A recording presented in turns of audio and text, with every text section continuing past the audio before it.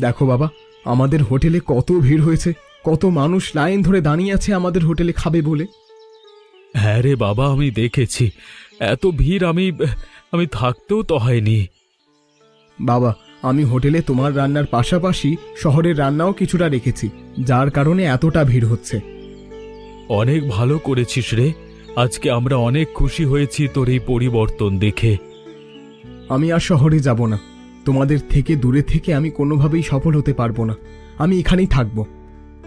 তুই তো সফল হয়েছিস, দেখতে পাচ্ছিস না? গ্রামের মানুষেরা তোর কত প্রশংসা করছে। দেখছি বাবা, দেখছি, কিন্তু সবকিছুই তোমার জন্য। তোমার এই মাটির হোটেল আমি আরো বড় করব, পাশাপাশি আরো হোটেল বসাবো। আমি জানতাম তুই একদিন পারবি। তোর প্রতি সেই বিশ্বাস আমার ছিল। আমরা সবাই তোর পাশে আছি রে। তোমরা এভাবে দাঁড়িয়ে আছো কেন? তোমরাও বসো। তোমাদেরকে আমি আজকে নতুন নতুন রান্না করা খাবার খাওয়াবো। ঠিক আছে, ঠিক আছে, তোকে এত ব্যস্ত হতে হবে না।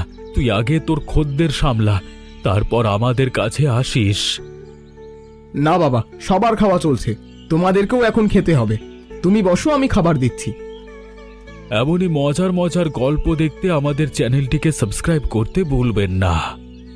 আচ্ছা বলো তো বন্ধুরা, এই গল্পে বিক্রম রাগ করে কোথায় চলে গিয়েছে?